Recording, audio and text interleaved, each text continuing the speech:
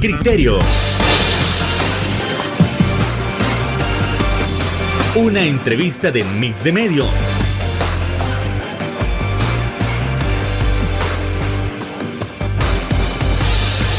Que aborda frontalmente los problemas de El Salvador con los verdaderos protagonistas y plantea soluciones.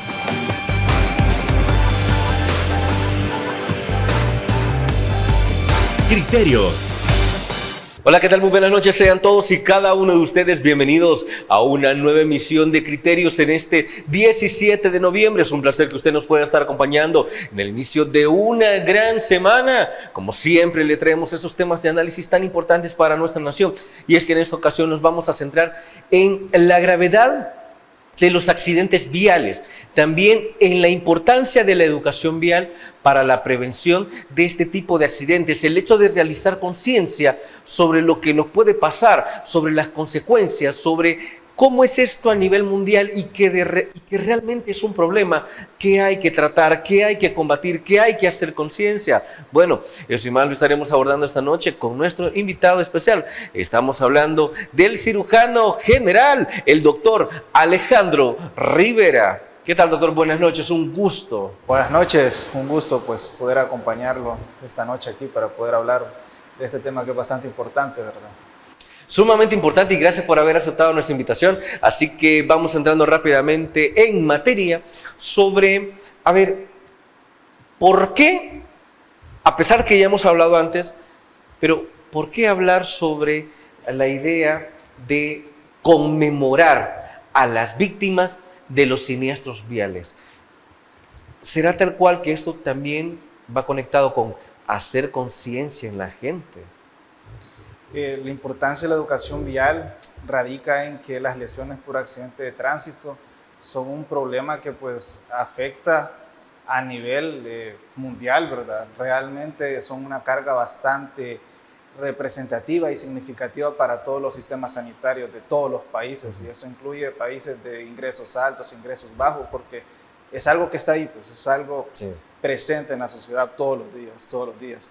Y porque así como puede ser solo una pierna fracturada, también pueden ser lesiones que comprometan totalmente la vida, ¿verdad? O sea, y aquí el punto más importante es que esto puede ser algo prevenible, ¿verdad? Puede ser prevenible, tal vez no al 100%, porque siempre pueden haber desperfectos mecánicos, cosas así.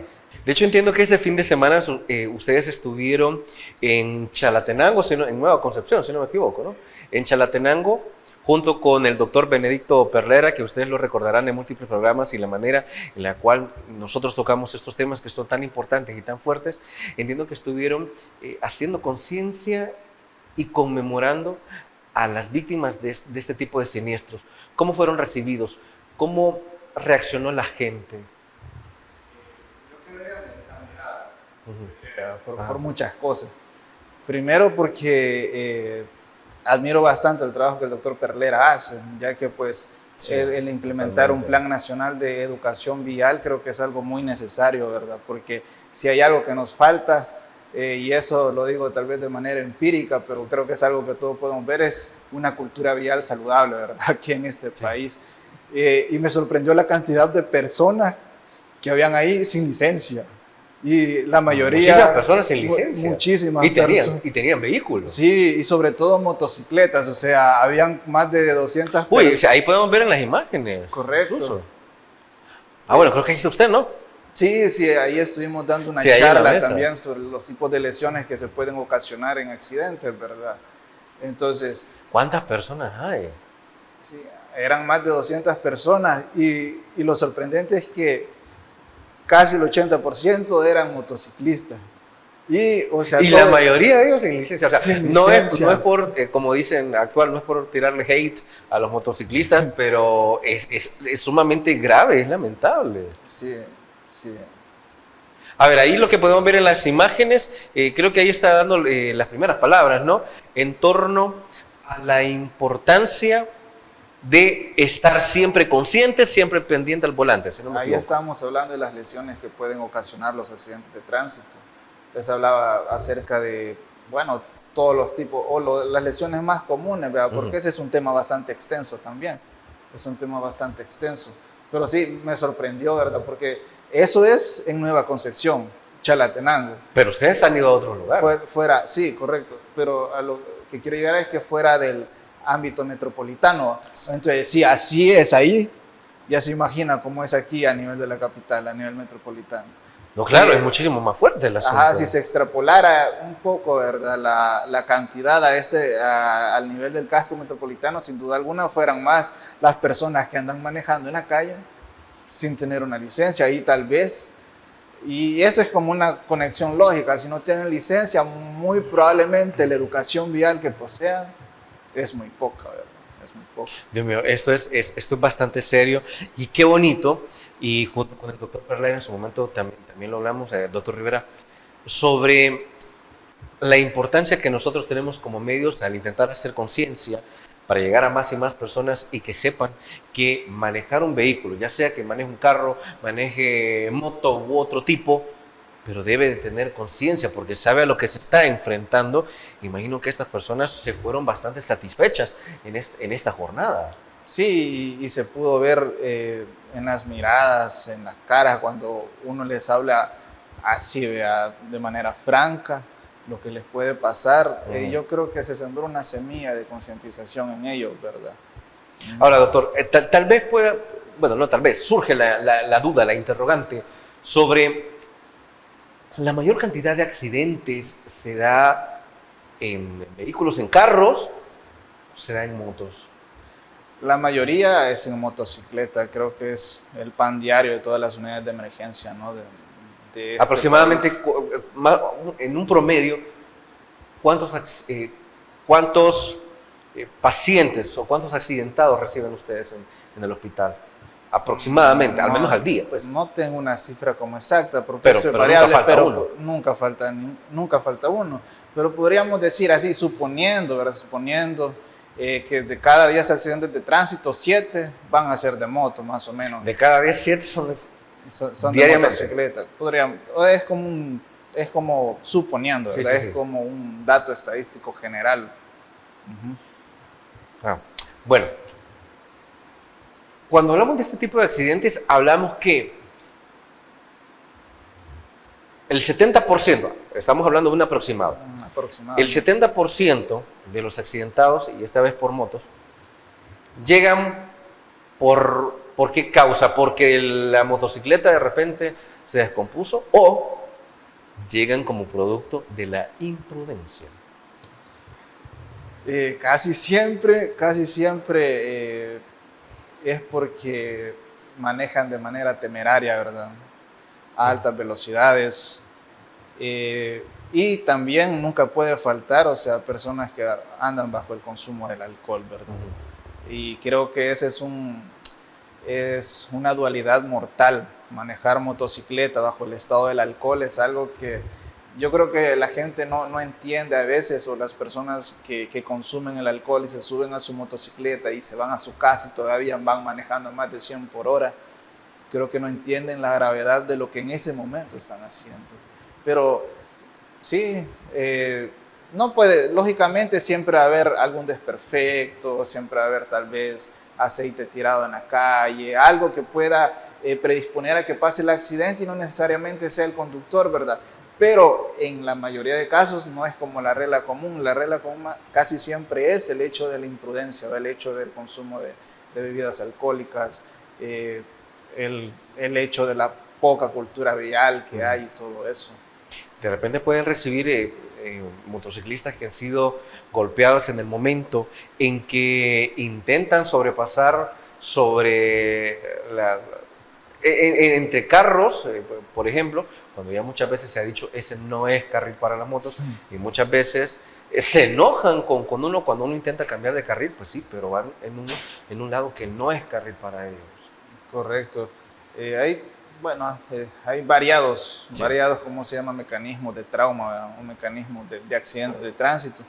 Y depende del mecanismo, de cómo sea el trauma, si también eso como que va a condicionar el tipo de lesiones que estas personas pueden pasar.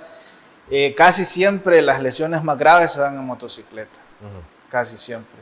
Y eso es algo, se deduce lógicamente, porque usted va en un auto, choca, tiene una caja de metal literalmente que lo protege hasta cierto punto, ¿verdad? Eso cambiaría si usted fuera a una velocidad excesiva y fuera a colisionar de manera frontal o de manera lateral contra algo, ¿verdad?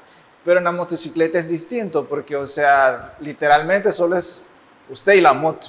Entonces, incluso podría ir manejando de la mejor manera y podría haber aceite tirado en la calle, se resbala, sale volando. ¿Qué lo va a proteger ahí, verdad? Nada. Entonces, son como más propensos a lesiones graves. Bueno, con eso nos vamos a quedar hasta acá y nos vamos a la primera pausa comercial. Por favor, no nos cambie. Ya regresamos en Criterios.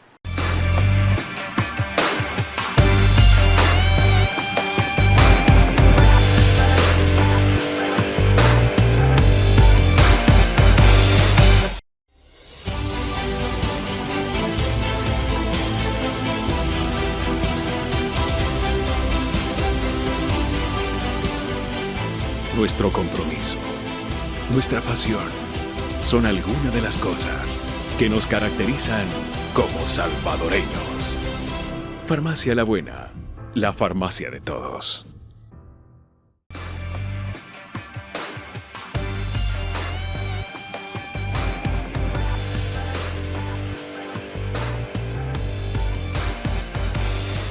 Gracias por continuar con nosotros en Criterios, y es que ya estamos analizando la gravedad de los accidentes viales. Ya en el primer bloque estábamos comentando sobre la frecuencia, si ocurre más en los carros o ocurre más en el caso de las motos. Aproximadamente un 70% son motociclistas.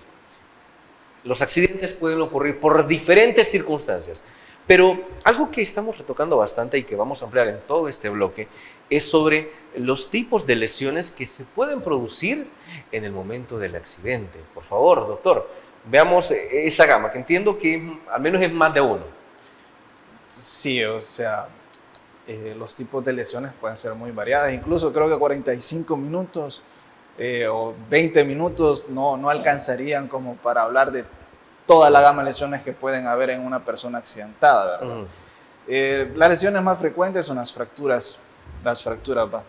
Pero la gente, un radio quebrado, una tibia fracturada, podrían decir como que es algo sencillo, ¿verdad? Pero quieras o no, una fractura no es algo sencillo porque muchas de ellas son quirúrgicas. Bueno, o sea, hay tipos de fracturas también, ¿no? Exacto. Hay tipos de... Podríamos hablar de que hay fracturas cerradas, que son de las más frecuentes, sí, pero que en la mayoría de casos, casi siempre, van a necesitar cirugía, van a necesitar una reducción, van a necesitar que se reduzca la fractura de manera quirúrgica. Eso también va a requerir posteriormente un tiempo de incapacidad, un tiempo de fisioterapia, un tiempo de recuperación, ¿verdad?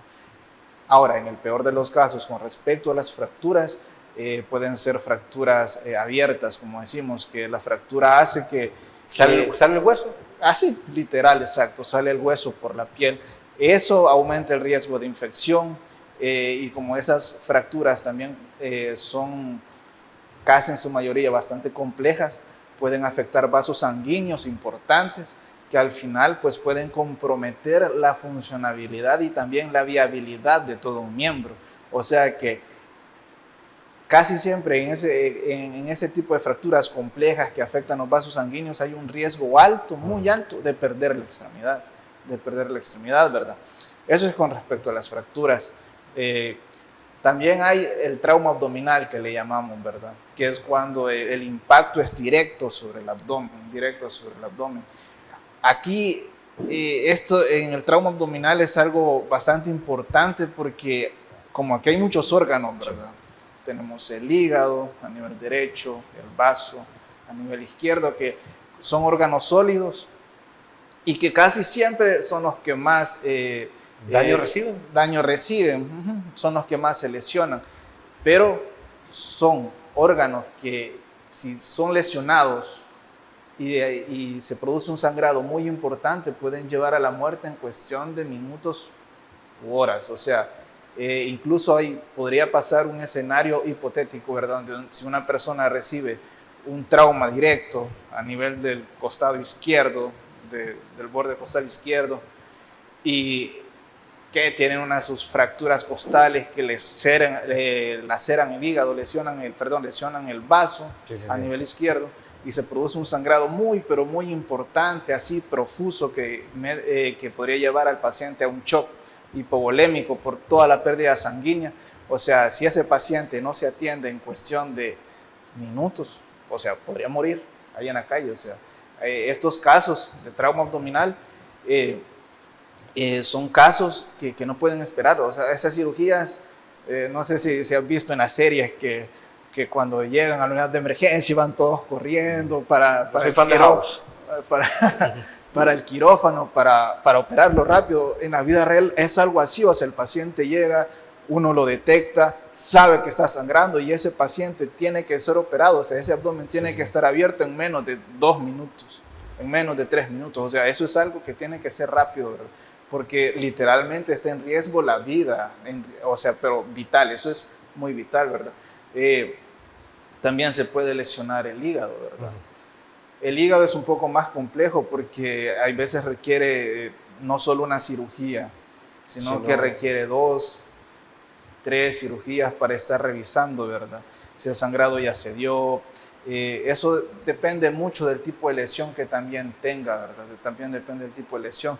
Y eso solo son 2, porque, o sea, a nivel abdominal, o sea, se pueden lesionar los intestinos también, o sea, tanto el intestino grueso. Pero no es frecuente lesionarse los intestinos, según entiendo.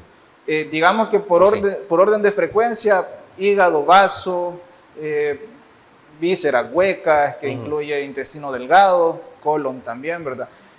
Lo cual pues también es bastante grave, porque si usted llega y tal vez no está sangrando, pero sí por el golpe, por el daño, se le perforó el colon, digamos, ya sea el derecho, el izquierdo, el transverso. Claro.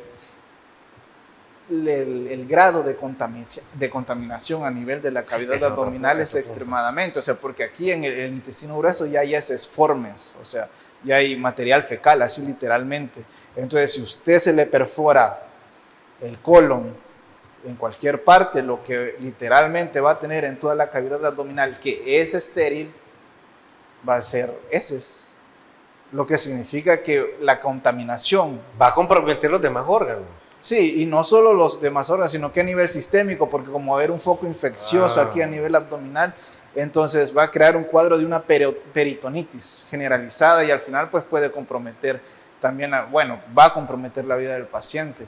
Y lógicamente es algo que necesita operarse de urgencia, ¿verdad? Entonces, aparte de eso también tenemos los traumas craneales, ¿verdad? Sí, porque ahorita solo hemos analizado lo que es la mayor parte del sistema digestivo. Digestivo, correcto. Tenemos los traumas craneoencefálicos, que la mayoría de traumas craneoencefálicos graves se dan en motocicleta. Y hay diferentes tipos, ¿verdad? ¿Cómo se llama? De trauma craneoencefálico, pero lo importante aquí es que cuando hay un sangrado intracraneal, o sea, dentro del cráneo, como el cráneo es una estructura que no se puede expandir, ¿ya? No se puede expandir, sino que, ¿cómo se llama? Es una estructura fija. Y el cerebro ocupa, ¿cómo se llama? Un volumen fijo. Sí. Entonces, si usted viene y se perfora un vaso, una arteria meningia media, digamos así, y produce un hematoma epidural, entonces la sangre se va a ir acumulando, se va a ir acumulando, se va a ir acumulando, y el cerebro se va a ir desplazando, se va a ir desplazando.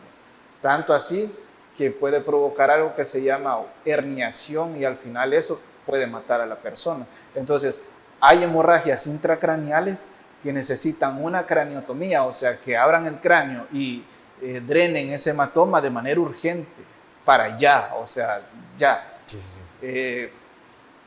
Eso es con respecto al trauma craneoencefálico. Puede haber trauma torácico también, ¿verdad? Que muy probablemente por una fractura costal se le puede perforar un pulmón y ocasiona un cuadro llamado neumotórax, que al final puede comprometer también la vida del paciente. También se pueden comprometer vasos sanguíneos importantes a nivel torácico que necesiten que literalmente se abra el tórax. Sea una toracotomía de emergencia para poder controlar el sangrado, ¿verdad? Y aquí hay algo bastante importante, ¿verdad? Porque casi siempre cuando son accidentes graves, los pacientes no llegan con una lesión, sino que los pacientes pueden llegar con múltiples lesiones. O sea, el peor escenario es que usted en una unidad de emergencia tenga un paciente que tenga un trauma abdominal, donde tiene lesionado el vaso, donde también en el mismo accidente tuvo una fractura que le está comprometiendo el miembro inferior, donde aparte también tenga un sangrado intracraneal, o sea, y hablamos de pacientes que van a pasar en quirófano no 2 horas, no 1 hora, sino que van a pasar un tiempo bastante largo y probablemente van a necesitar más de una cirugía, probablemente van a necesitar estar en la unidad de cuidados intensivos por mucho tiempo, y si a eso le sumamos el tiempo de recuperación para que este paciente pueda volver a sus actividades cotidianas, a sus actividades laborales, académicas, etcétera, es un tiempo bastante largo. Bueno, nosotros queremos ampliar sobre este tipo de lesiones o intervenciones y podríamos hablar de que, mire, si usted se quebró una mano, pues sonará raro, pero la vez que no le pasaron otras 5, otras 10 cosas, como para que la situación sea más grave y pueda recuperarse más pronto. Pero eso hay que hablarlo tras la pausa comercial.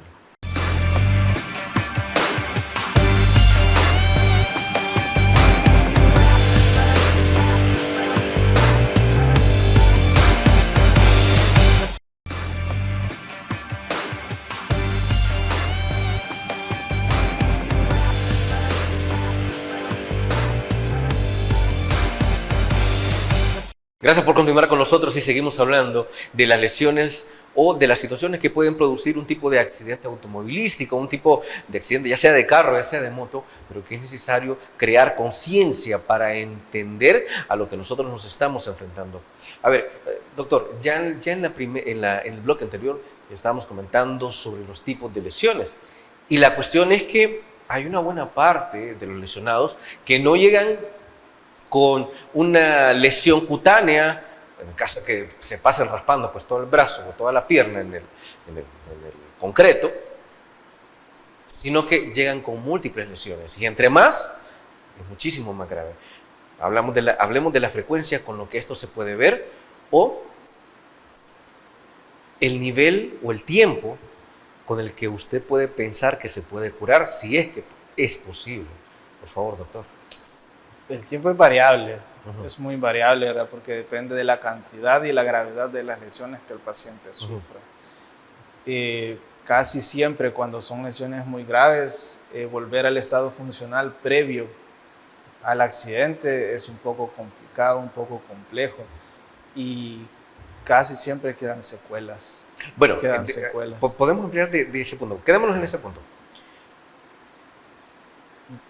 ¿En qué nivel yo puedo decir o en qué tipo de lesión yo puedo decir, bueno, ya pasó, me voy a recuperar, voy a tener una vida relativamente normal, tal vez hay que trabajar en el trauma psicológico, pero ¿con qué tipo de lesiones ha tratado usted que usted le dice al paciente, tranquilo, se va a recuperar, va a retomar su movilidad, tal vez al 90 o al 100, y en qué medida hay que decirle al paciente su vida ya no va a ser igual? Si hablamos de lesiones únicas, fracturas, ¿verdad? Que no sean expuestas o incluso fracturas que sean expuestas pero que no comprometan vasos sanguíneos importantes, que no comprometan la extremidad, que no necesiten una reparación vascular, no es que van a volver a caminar y a jugar fútbol en la siguiente semana al salir del hospital, lógicamente. Pero alrededor de 1 mes, 2 meses ahí para que con la fisioterapia y la disposición de ellos también para cumplir todas las recomendaciones, podría ser, ¿verdad? A nivel abdominal depende también el tipo de lesión, porque si es una lesión esplénica única, o sea, si solo es el vaso el que se ha afectado y le hacemos la laparotomía, o sea, lo operamos, le hacemos la esplenectomía, se lo quitamos y solo es esa lesión única, solo es eso, sin nada más, el paciente podría volver a las actividades normales de una manera más rápida, unas 3 semanas, 21 días. Pero como aquí es variable, como le digo, hay varios órganos. Por ejemplo, en el cuadro que hablamos de que había una contaminación bastante grande por una lesión de víscera hueca, por una lesión intestinal, incluso hay pacientes que pueden salir con una ostomía derivativa, o sea, que la destrucción sea tanta a nivel intestinal, porque ahí tenés, cuando pasa eso, cuando hay perforaciones, tenés dos caminos, ¿verdad?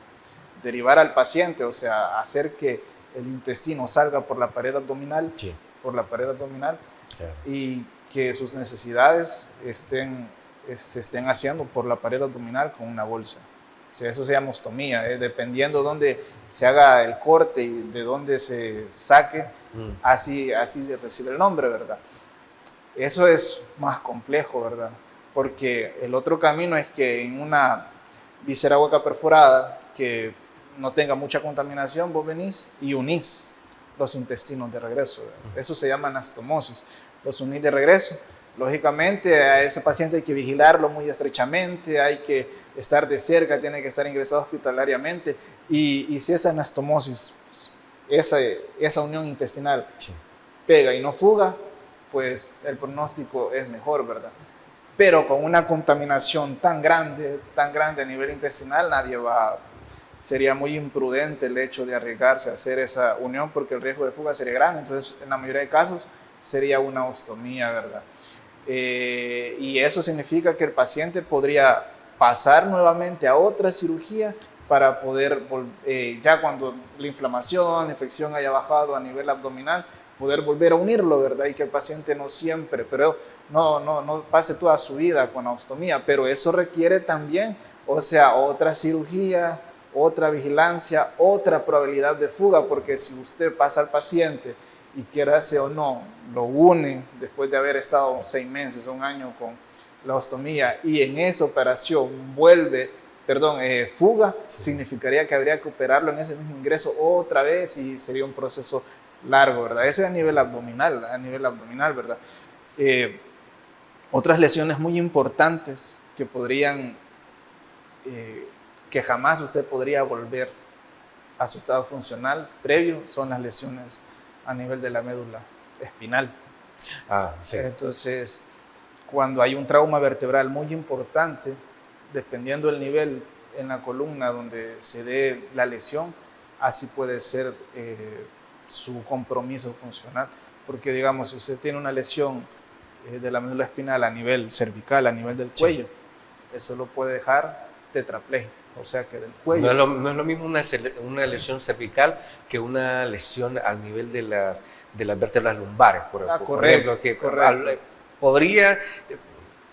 Sí podría tener una lesión bastante fuerte, pero entendería que sus miembros superiores pues los va a mantener. Sí, si es aquí a nivel cervical, la probabilidad de que usted quede tetrapléjico es extremadamente alta. ¿Qué significa? De que de aquí para abajo no va a mover nada. No va a sentir nada. O sea, ya no va a mover nada para toda su vida. Para toda su vida. No estamos hablando de que eso va a durar meses, va a durar semanas, va a durar para siempre. ¿Ha recibido casos así? Por accidentes de motocicleta, de auto. Y lastimosamente en pacientes jóvenes. Hablamos de pacientes de 20 años, de 22 años. Y ya te imaginas, o sea, la carga para la familia, la carga para él mismo, porque literalmente él va a depender de otras personas durante toda su vida. Y a eso se le suma las complicaciones del hecho de estar encamado, pues las úlceras por presión que se pueden producir en el paciente, la necesidad posterior a hacer esas ostomías derivativas para proteger esas úlceras, sí, más propenso a infecciones y el bagaje de complicaciones que pueden en ese tipo de pacientes. Si la lesión es más inferior, como a nivel torácico o a nivel lumbar, casi siempre, o sea, se mantiene la movilidad de los miembros superiores, pero de aquí para abajo, nada, ¿verdad? Y eso es, como te lo digo, casi en todos los casos, para toda la vida. Ese a nivel del trauma medular, ¿verdad? Sí. A nivel del trauma medular espinal. Y cuando hablamos de trauma craneoencefálico, también, como se llama, pues, cuando te decía que había... ¿Qué consecuencias podemos tener con hemorragia intracraneana? Hablando para las personas que se salvan, ¿pueden retomar su vida o de repente quedan con la movilidad comprometida en un hemisferio? Eso depende mucho, ¿sabes? Depende mucho del tipo de paciente, ¿verdad? Porque no es lo mismo que eso le pase a un joven de 20, 30 años ¿qué le pasa a un señor que arriba de los 50, 60 años, ¿verdad? Claro. Porque aunque no lo creas, hay señores de 60 años que andan manejando en motocicleta y sin licencia, ¿verdad? Y imagino que ustedes también encontraron señores allá en Chalatenango. Sí, sí, es bien sorprendente eso. También depende si tiene otras lesiones asociadas, también depende del tiempo que tarde, cómo se llama esa sangre en evacuarse a nivel cerebral, ¿verdad? Pero pueden quedar lesiones también muy importantes, tanto así que pueda quedar dependiente funcionalmente de otras personas.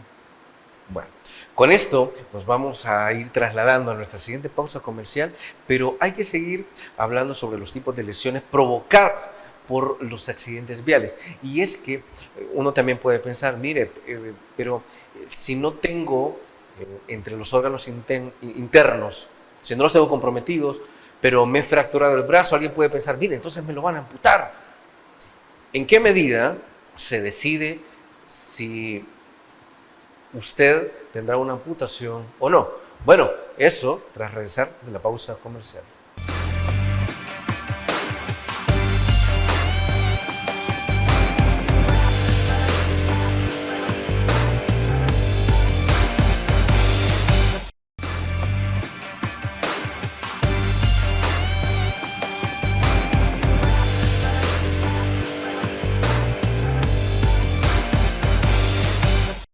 Gracias por continuar con nosotros, así como cerramos el bloque anterior. Hay que continuar desarrollando el tema de las lesiones provocadas por los accidentes viales. Esto no con el sentido de causarle a usted miedo, pánico, temor, sino con la idea de que podamos hacer juntos conciencia para reducir cada vez más los accidentes viales. Doctor, ya estamos cerrando con la pregunta, ¿cómo es la evaluación para saber si se debe proceder con la amputación de un miembro o no? Estamos hablando de una amputación quirúrgica, porque si hemos visto múltiples traumas graves donde la amputación sucedió en el mismo accidente. O sea, si la amputación ya sucedió en el accidente, No hay manera. ahí no hay mayor cosa que se pueda hacer, ¿verdad? Ahora, distinto es si el paciente llega con, por ejemplo, la pierna, ¿verdad? Llega con una pierna con un trauma severo. ¿Cómo sería un trauma severo en la pierna? Que se comprometan varias estructuras, se compromete músculo, se compromete hueso, se comprometen vasos sanguíneos, se comprometen nervios. Es un trauma bastante severo. Muy complejo. Entonces, ahí nosotros ocupamos escalas clínicas para valorar el score de MES. Bueno, hay varias. Para valorar la necesidad de la amputación ya, o sea, para decir, esta extremidad no es viable, no es salvable.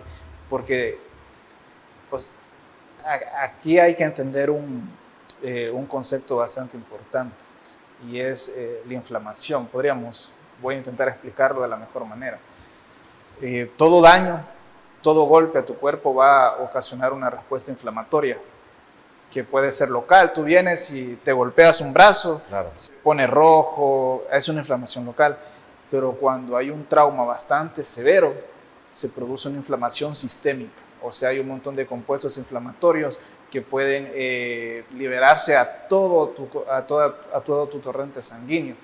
Y estos compuestos inflamatorios también puede llevar a una respuesta inflamatoria desregulada. O sea, porque el cuerpo, Dios es tan perfecto que hizo el cuerpo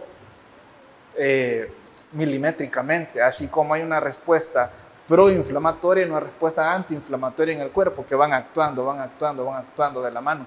Pero cuando hay lesiones, infecciones que son demasiado severas, esa respuesta se desregula.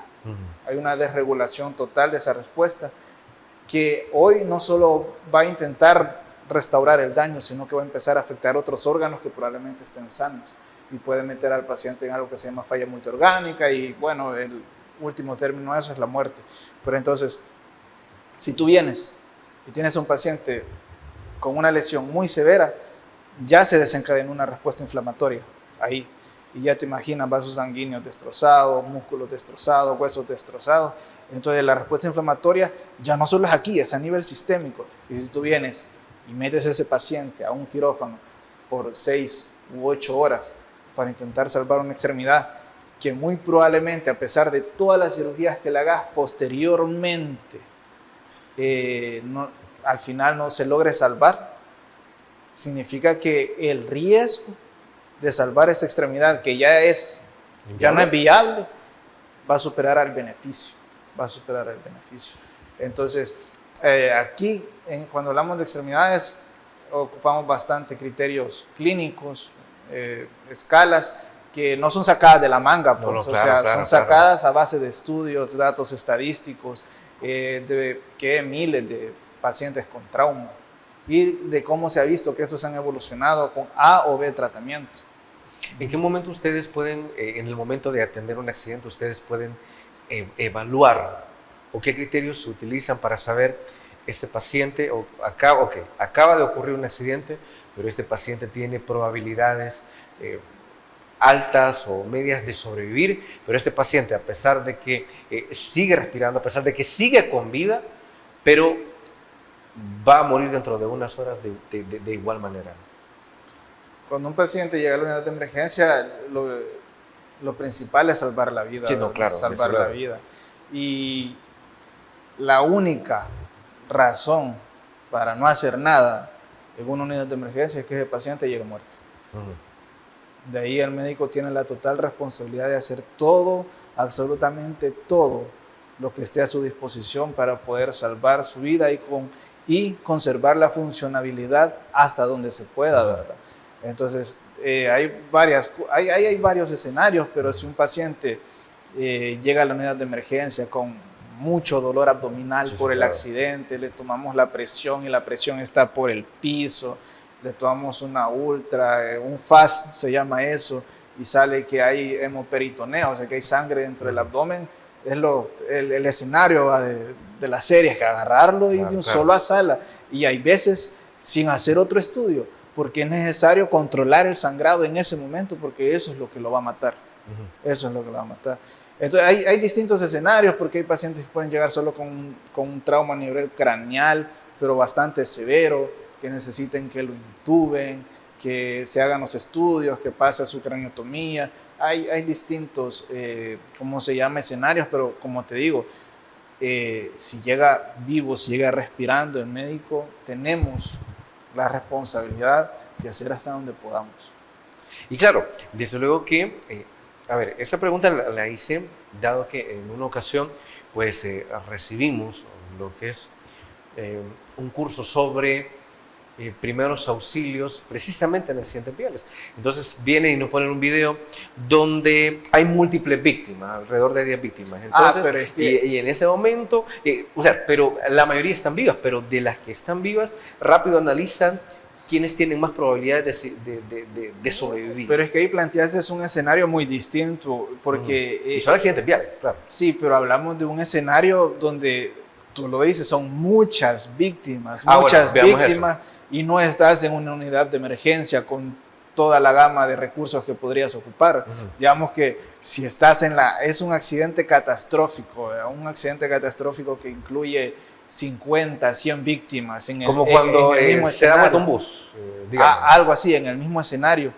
Y son muchos los lesionados. Ahí sí ya cambia el escenario, porque uno tiene que priorizar, llevar rápido a los pacientes que hasta cierto punto tienen mayor pronóstico, ¿verdad? Tienen mayor pronóstico. ¿A quiénes eso varía. ¿A quiénes se lleva? ¿A los que están más graves o a los que tienen más probabilidad de sobrevivir? Ahí hay algo que se llama triage. Triage. Se clasifican a los pacientes de acuerdo a cómo se llama colores, ¿verdad? Verde, amarillo, rojo, negro, se incluyen algunos. Negro es el que está muerto. Usted llega, le toma acción. Rojo es el que necesita atención ya. Él va a vivir, él puede vivir, así que hay que movilizarlo ya. Hay que hacer las atenciones que se puedan, porque cuando se habla de múltiples víctimas en un accidente, estamos hablando de un escenario de lo que vas a hacer en ese lugar, en ese instante, en ese momento. No tenés nada, es como que, digamos, yo fuera pasando y de la nada pasa algo y llego y empiezo a ayudarle, ¿verdad? Y hay un montón de víctimas, es lo que se aplica. Este paciente hay que moverlo. Y así van los colores, ¿va? Incluso el verde es el paciente que puede esperar, que incluso va a poder irse a su casa el mismo día, etcétera, ¿verdad? Pero Por ahí va esa clasificación. Distinto es en la unidad de emergencia, ya intrahospitalariamente, que estás en el hospital y como se llama, ya tenés todo a tu disposición para hacer lo que tengas que hacer, ¿verdad? Ahora, estamos hablando de que según el tipo de lesión, los procesos de recuperación varían. Pero una persona puede recuperarse más rápido de una lesión física, si es que se puede recuperar, que de una lesión, digamos, perdón, de una consecuencia o efecto psicológico posterior al accidente. Eso también depende, claro. También depende. Si hablamos a nivel en ese rubro de la salud mental, también depende del estado previo a la persona, ¿no? Hay personas que son más resilientes que otros, hay unas personas que son más vulnerables que otros, hay personas que incluso con amputación de una extremidad, posteriormente ven la vida de una buena manera y con la fisioterapia, sus prótesis, siguen adelante, ¿verdad? Hay otras personas que no, ¿verdad? Pero eso es bien variable también. También puede haber un trastorno de estrés postraumático posterior al trauma, ¿verdad? Al accidente, a las lesiones. Pero como te digo, también como hay lesiones que los van a acompañar toda la vida, entonces en ese tipo de esos pacientes creo que son los más vulnerables, ¿no? Son los más vulnerables, son las personas que necesitan más atención, más cercanía, más intervenciones por parte de los profesionales de la salud mental, porque pues son muy propensos a caer a trastornos depresivos graves y severos. Sí, eso es muchísimo peor todavía.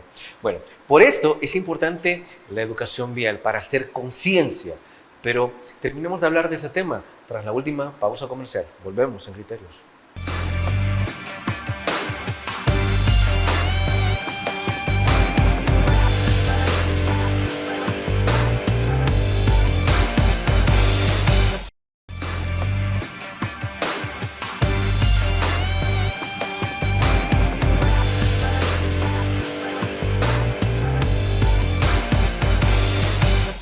Gracias por continuar con nosotros. Y es que tal cual ya hemos hablado de los tipos de lesiones que se producen en torno a los accidentes viales. Y entonces por eso es necesaria la educación.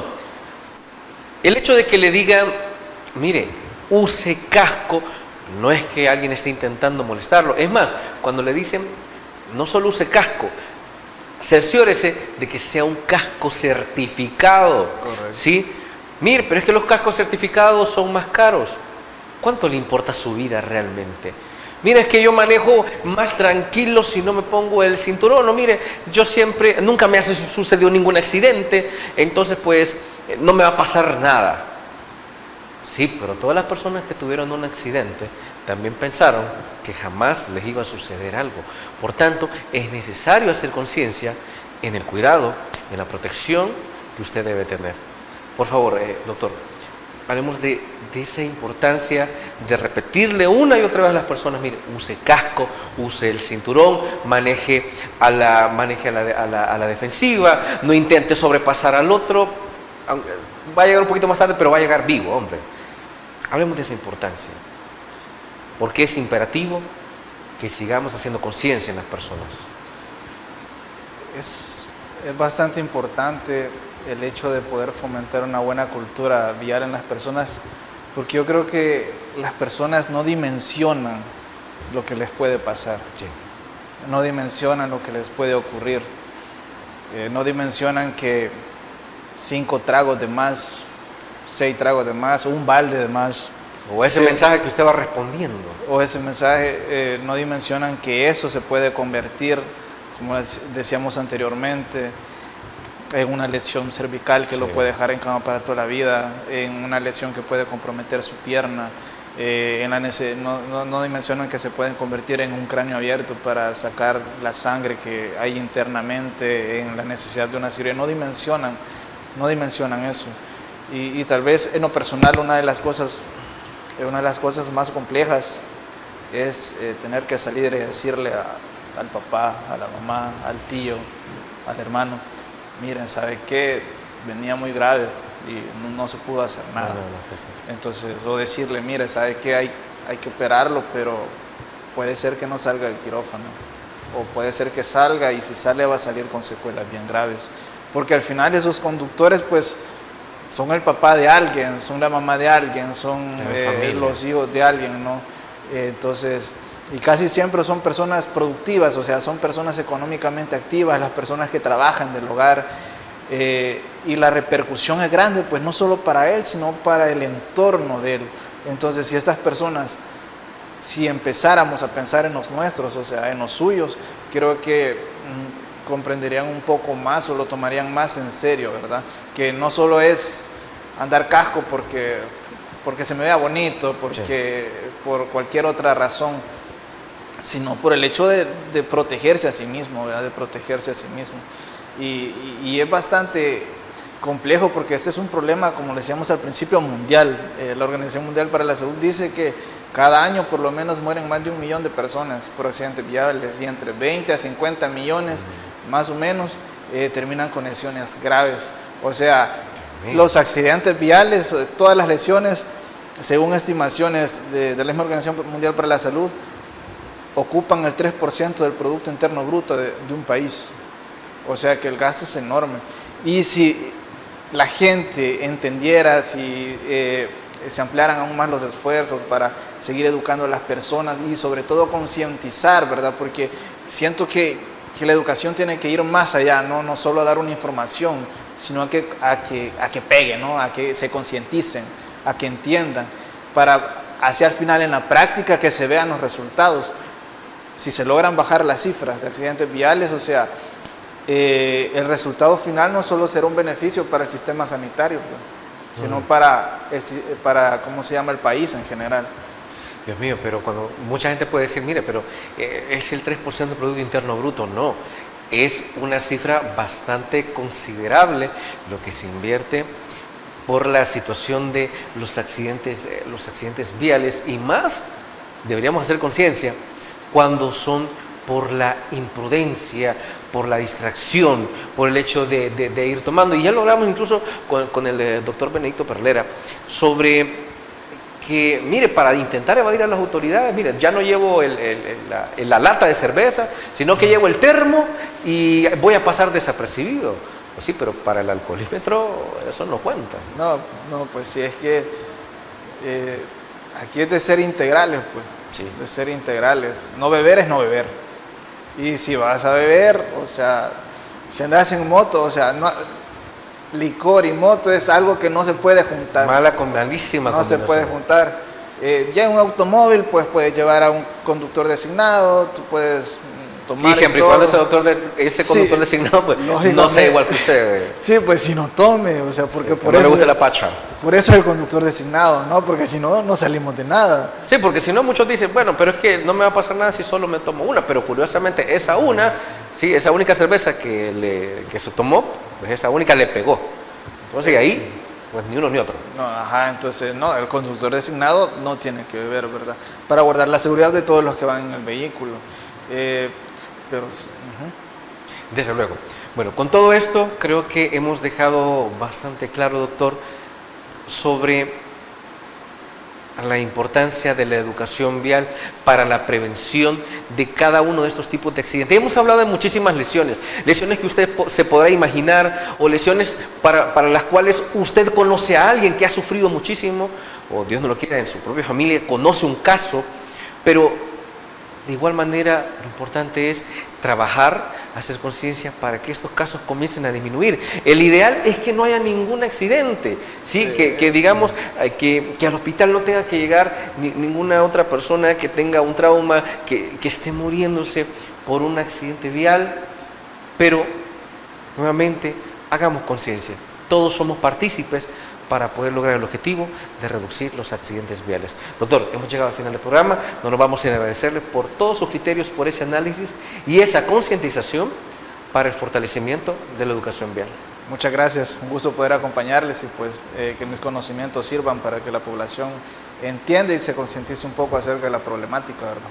Y han sido sumamente valiosos, doctor, así que lo esperamos en una próxima ocasión. Gracias. Amigos y amigas televidentes, gracias por habernos sintonizado una vez más. Recuerden que el criterio más importante en todo aspecto lo tienen ustedes. Descansen y feliz noche. Criterio. Una entrevista de Mix de Medios.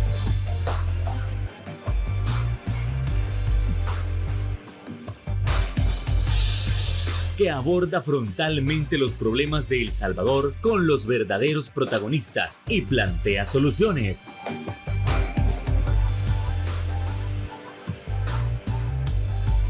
Criterios